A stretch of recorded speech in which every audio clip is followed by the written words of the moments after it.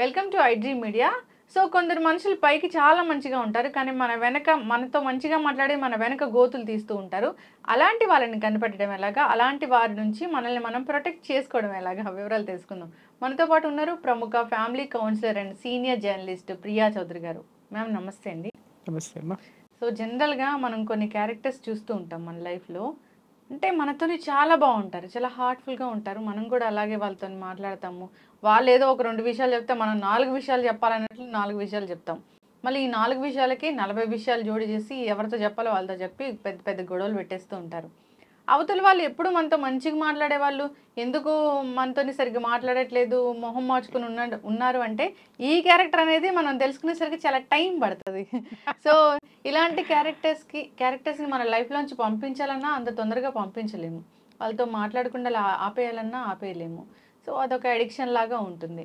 So ఇలాంటి వాళ్ళని అసలు మనం గుర్తించడం ఎలాగా, వాళ్ళని వదిలించుకోవాలంటే ఎలాగా? ఫస్ట్ ఒకటి చెప్తా, అందరూ మంచివారు కాదు, అందరూ చెడ్డవారు కాదు. నెంబర్ 1.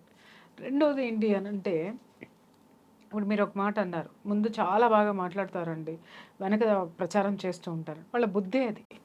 ఇది నిత్యము ప్రతి ఒక్కళ్ళ జీవితంలో మనకి ఇట్లాంటి వాళ్ళు ఎదురుపడుతూనే ఉంటారు మనకి. Okay, number 1.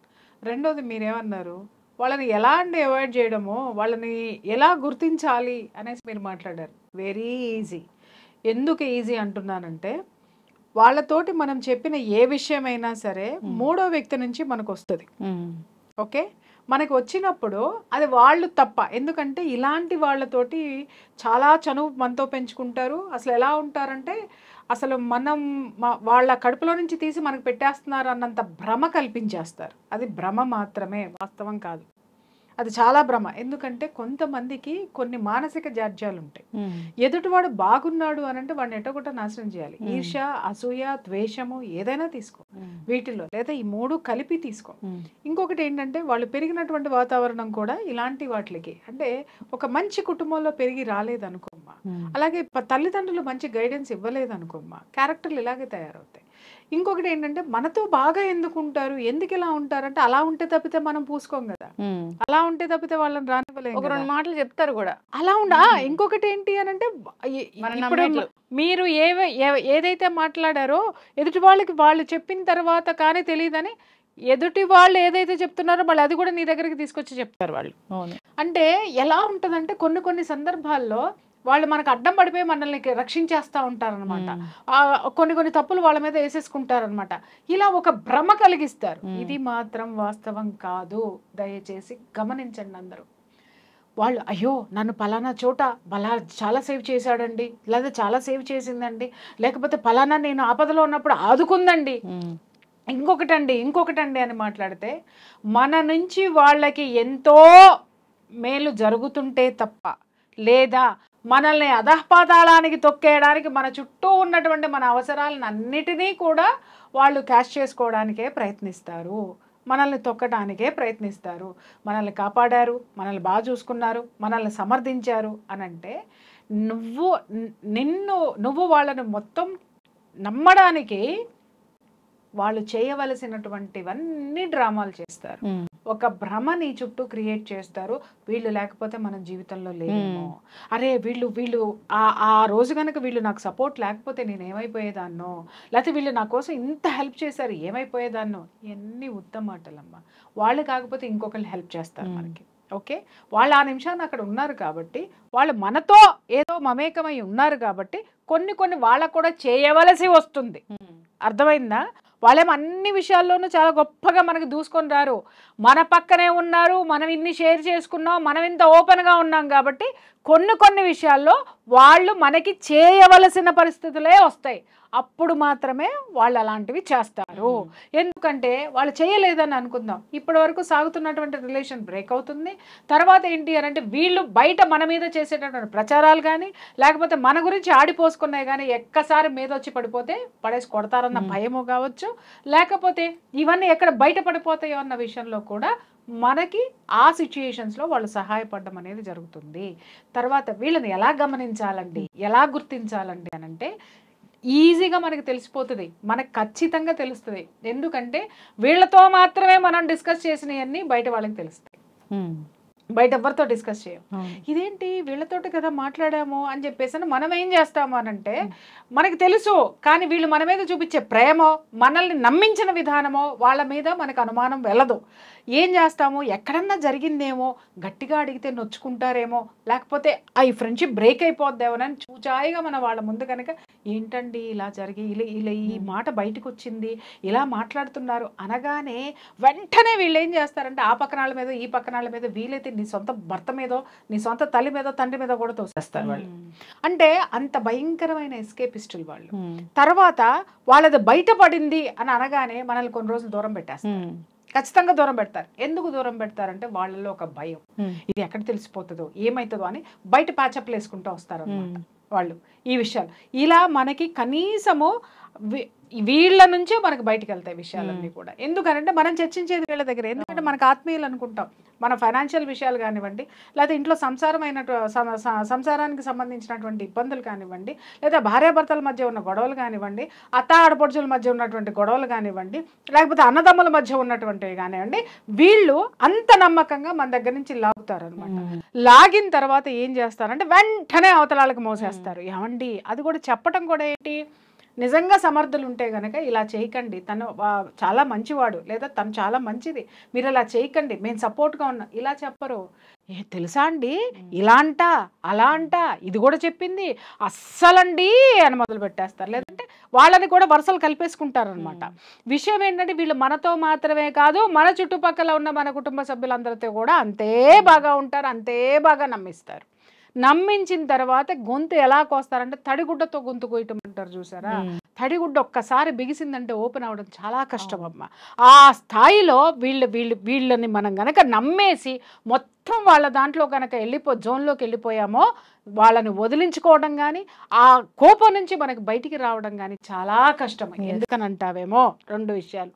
అరే అన్నీ మనం చెప్పేశాం, ఇవాళ మనం తగువాడితే ఇప్పటికే సగం తగులు పెట్టారు, ఇంకా మిగిలిన వాళ్ళని కూడా దూరం చేస్తారేమో, ఏమీ అనలేని పరిస్థితి, వాళ్ళని ఎదిరించలేని సిచ్యుయేషన్.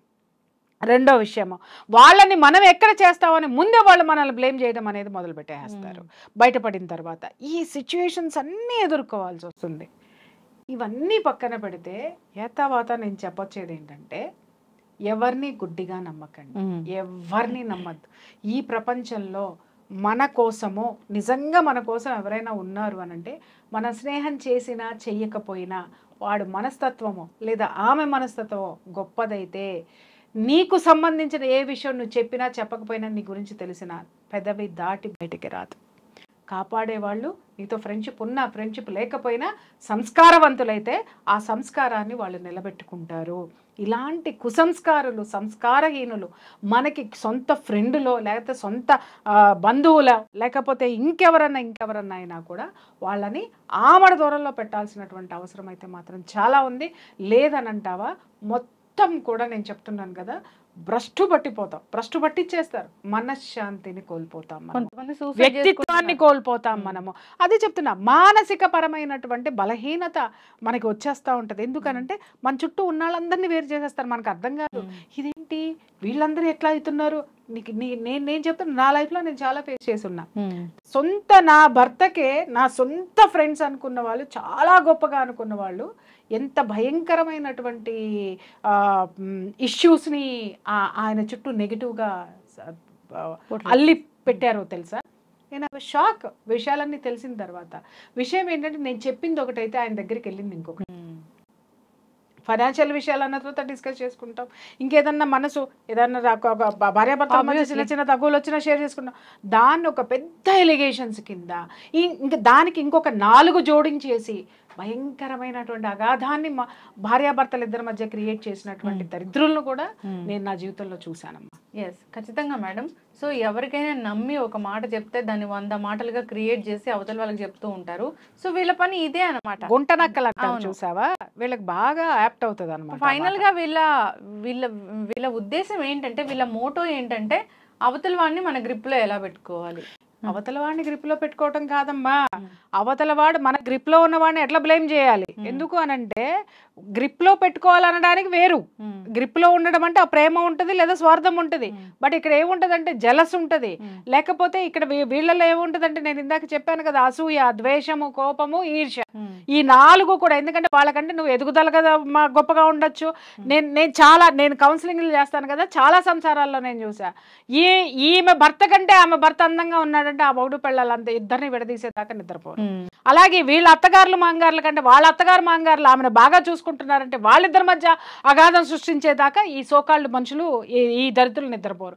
అలాగే వ్యాపారంలో లేకపోతే వర్కింగ్ ప్లేస్ లో కూడా ఈమెకు ప్రమోషన్లు వస్తున్నాయి అని అంటే ఎలాగైనా సరే క్యారెక్టర్ అసోసియేషన్ లోకి వెళ్ళిపోతారనమాట. వీళ్ళు వెళ్ళిపోయి ఏదో ఫ్రెండ్ కదా అని చెప్పేసి 1-2 ఆ బాస్ గురించి ఏదన్నా మనస్పర్ధలో మనసు బాగున్నప్పుడు కొంచెం ఏమన్నా చెప్తే, ఏదన్నా వ్యతిరేకంగా చెప్తే దాన్ని చిల్లవల పొలాలుగా చేసేసి అక్కడ కూడా వీళ్ళ యొక్క గ్రోత్కి అడ్డం పడి భయంకరమైన రాజకీయాలు చేసినటువంటి వాళ్ళని మనం ఆఫీసుల్లో ఫ్రెండ్స్ రూపంలో చూస్తాము, తర్వాత ఇంటి చుట్టుపక్కల ఫ్రెండ్స్ రూపంలో చూస్తాము, అలాగే మనం వర్క్ చేసేటటువంటి ప్లేసుల్లో చూస్తాం, బయట కూడా చూస్తాం. మనకి ఖచ్చితంగా తెలుస్తుంది. ఎందుకంటే మన ఒక పదము మన దాంట్లో నుంచి వెళ్ళినప్పుడు అది ఖచ్చితంగా ఎక్కడి నుంచి వస్తుందో మనకు అర్థమవుతుంది. ఎందుకంటే మనం అన్ని విషయాలు అందరితోటి మనం డిస్కస్ చేయలేము. కానీ ఒక వీళ్ళతో పర్టికులర్గా చేసినటువంటివి బయటికి వెళ్ళినాయి అని అంటే వీళ్ళు అనడానికి సాక్ష్యం అక్కడే దొరికిపోతుందమ్మా. దొరికిపోయినప్పుడు తెలుసుకున్న తర్వాత ఎలా బయటపడాలి? మీరు అడిగిన ప్రశ్న. అబ్డ్రాప్ట్గా కట్ చేసి పడేయండి. మీరు వాళ్ళని కట్ చేయకపోతే ఈ చిరుకు ఇంకా పెద్దదవుతుంది. మీరు అబ్డ్రాప్ట్గా వాళ్ళని ముఖం మీద అడిగి ఇంకేమన్నా మాట్లాడతారు అనుకుందాం, ఆ నిమిషంతో మొత్తం అన్నీ అయిపోతాయి. జీవితంలో ముందుకి క్యారీ ఫార్వర్డ్ అవ్వవు. ఏదన్నా మనం చెప్పుకోవాల్సింది చెప్పుకున్నామా, లేకపోతే ఏదన్నా ఉన్నామా, వాళ్ళ అబద్ధాలు చెప్పినా ఏం చెప్పినా ఒక 10 రోజులు జరుగుతుంది, ఒక 1 నెల రోజులు జరుగుతుంది. మన చుట్టూ ఉన్న వాళ్ళందరూ 1 నెల, 2 నెలలో, 3 నెలలో మనకు దూరం అయిపోతారు, లేదా 1 సంవత్సరం దూరం అయిపోతారు. కానీ తర్వాత మనల్ని గమనించి మన సిచ్యుయేషన్ని, మన స్థితిగతులను అర్థం చేసుకున్న వాళ్ళు మళ్ళీ మనకు దగ్గర అవుతారు. అలా కాకుండా వీళ్ళని కనుక మనం పక్కన పెట్టుకున్నామా, ఎవరో మనకి దగ్గర అవ్వరు, దగ్గర ఎవరిని దగ్గరికి రానివ్వరు కూడా, దగ్గర చేయనివ్వరు. మీరు చాలా మంది చూడండి, మనం కాదు ఇంకొకరితో ఎక్కువ మాట్లాడుతున్నా కూడా వాళ్ళకి మనకి తగులు పెట్టేస్తారు. వాళ్ళు ఇలా అనుకుంటున్నారు, వీళ్ళు అలా అనుకుంటున్నారు. అలాగే మన గురించి వాళ్ళకి చెప్తారు, వాళ్ళ గురించి మనకి చెప్తారు. మనల్ని ఎవరికీ కాకుండా చేసేసి అక్కడ కూర్చోబెట్టేసేసి వీళ్ళు పైశాచికమైనటువంటి ఆనందాన్ని చూసేటటువంటి వాళ్ళని నిత్యం మన జీవితంలో చాలా మందిని చూస్తుంటాం. సంసారంలో చిచ్చులు పెడతారు. అలాగే బయట నువ్వు ఉన్నటువంటి ప్లేస్, అపార్ట్మెంట్స్ అయితే అపార్ట్మెంట్స్ తీసుకో, లేకపోతే కాలనీ అయితే కాలనీ తీసుకో, ఇంకోటి తీసుకో. నిన్నగాక మొన్న కూడా చూసాం, సొంత పిన్ని బ్లేమ్ చేసిందని చెప్పేసి అనే అమ్మాయి సూసైడ్ చేసుకుంది. ఇలాంటి రాక్షసులు చాలామంది పైశాచికత్వాన్ని అనుభవించే, పైశాచికమైన ఆనందాన్ని కోరుకునేటటువంటి రాక్షసులు స్నేహితుల రూపంలో ఉన్నారు, బంధువుల రూపంలో ఉన్నారు. వీళ్ళని ఎప్పటికప్పుడు ఇమ్మీడియట్గా ఎప్పుడైతే ఈ విషయం నేను వీళ్ళ దగ్గర తప్ప నేను ఎవరి దగ్గర వీళ్ళ నుంచే బయటకు వచ్చింది అని అన్న రోజునే వెంటనే తుంచేయండి. అంత్య నిష్ఠూరం కంటే ఆది నిష్ఠూరం మేలు. మొదట్లోనే అయిపోతుంది. అలా కాకుండా వీళ్ళు కాదులే అంటే ఒక్కొక్కసారి మన మనసు హెచ్చరిస్తున్నా మన మనసును మనమే మభ్య పెట్టుకుంటూ ఉంటాము. ఎందుకు? అది మన బలహీనత, వాళ్ళతో ఉన్న ఫ్రెండ్షిప్ పట్ల ఉన్న బలహీనత కావచ్చు, లేకపోతే మన మీద మనకు నమ్మకం ఎక్కువ కావచ్చు. నేను కరెక్ట్గా అనాలిసిస్ చేస్తా, వాళ్ళు కరెక్టే, నేను నమ్మాను కాబట్టి వాళ్ళు కరెక్టే, ఇలాంటి పిచ్చి ఆలోచనలతోటి మనం చేస్తూ ఉంటాం. ఒక్కొక్కసారి మన మనసు కూడా, మన నమ్మకం కూడా మనల్ని తప్పుదారి పట్టించేటటువంటి క్షణాలు ఉన్నప్పుడు ఆ వాస్తవాలను తెలుసుకున్న తర్వాత వెంటనే దాన్ని అక్కడికక్కడే క్లియర్ చేసుకొని ఆ స్నేహం ఏదైతే ఉందో, ఆ బంధం ఏదైతే ఉందో దాంతో స్వస్తి చెప్పి బయటికి రావడం అనేది చాలా చాలా ఉత్తమం అన్నమాట. సో వాళ్ళ ముఖ్య ఉద్దేశం ఏంటంటే యువతల వాళ్ళు బాగోకూడదు, బాగున్న వాళ్ళని చెడగొట్టేసి అంతే, మనశ్శాంతి లేకుండా ఈర్ష్య, కోపము, ద్వేషము, పగ, ఈ 4 అవి ఎందుకుంటాయి అనేది తెలియదు. ఎందుకంటే కొంతమంది పుట్టడంతోనే వాటిని ఎంటేసుకుని పుట్టేవాళ్ళు ఉంటారు. కొంతమంది నేను చెప్పాను కదా, నా మొగుడు కంటే దాని మొగుడు బాగున్నాడు అనగానే దాని సంసారం ఎట్లా చేయాలా, ఎందుకనంటే దీని మొగుడు తాడు పెట్టడు, పోడు, చేయడు. అలాగే దీని అత్తమామ 24 గంటలు ఇది ఏం చేసినా కూడా వ్యతిరేకిస్తూనే ఉంటారు. కానీ దాని అత్తమామ కూతురు కంటే ఎక్కువ చూసుకుంటూ ఉంటారు. నాకు లేని జీవితం వీళ్ళకి ఎందుకు ఉండాలి, ఉండడానికి ఎట్టి పరిస్థితుల్లో వీల్లేదు అని చెప్పేసి అని కాపురాల్ని నాశనం చేసినటువంటి దగుల్బాజీలు, దరిద్రులు ఎంతమంది ఉన్నారు. అలాగే ఆఫీసుల్లో కూడా కెరీర్ని నాశనం చేసినటువంటి స్నేహితుల రూపంలో ఉన్న ఉన్నటువంటి దరిద్రులు కూడా చాలామంది. ఇలాంటి దుర్మార్గుల్ని, దరిద్రుల్ని ఆదిలోనే మనం పసిగట్టి ఎప్పుడైతే మన మనసు మనకి చెప్తుందో అప్పుడే వాళ్ళని కట్ చేసి అవతల పడేసి మనం ఇంకా ఎవరితో ఎంత జాగ్రత్తగా ఉండాలో వాళ్ళ నుంచి మనం పాఠం నేర్చుకోవాలి. మనం ఎక్కడ జాగ్రత్తగా ఉండాలి అనేది ఒకటే చెప్తున్నాను, ప్రాణవిత్తమానము భంగమందు.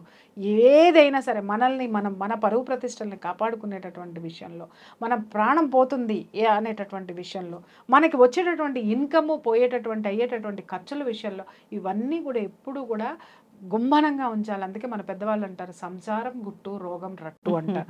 రోగం చెప్పకపోతే శరీరం కుళ్ళిపోతుంది, కానీ సంసారం గురించి బయటికి చెప్తే ఇదిగో ఇలాంటి దరిద్రులే తయారయ్యి సంసారాన్ని నాశనం చేస్తారు, వచ్చేటటువంటి ఇన్కమ్కి గండి కొడతారు. ఇవన్నీ కూడా జరుగుతాయి. కాబట్టి పెద్దవాళ్ళు సామెతలు ఊరికనే చెప్పాల, ఖచ్చితంగా మనం వాళ్ళు ఎందుకు చెప్పారో ఆలోచించి దాన్ని మనం ఆచరిస్తూ ముందుకెళ్లాల్సినటువంటి సిచ్యుయేషన్స్ మన జీవితంలో మనం ఏర్పరచుకోవాలి. ఎస్, ఖచ్చితంగా మ్యామ్. సో అందరు కూడా అవగాహన ఉండాలని కోరుకుందాం. ఎవరో ఏదో స్వీట్గా మాట్లాడారని సో అప్పటికప్పుడు అన్నీ చెప్పేస్తూ ఉంటారు. అవతల వాళ్ళు ఏదో చెప్పారులే మనం కూడా చెప్పేస్తూ ఉంటాము. అది తర్వాత ఏకు మేకే కూర్చుంటుంది. సో మన ప్రాణాల మీదకే తెస్తుంది. సో ఇదైతే చిన్న విషయం అయితే కాదు, ఆలోచించి అడుగులు వేయాలని కోరుకుందాం. ధన్యవాదాలు. Thank you.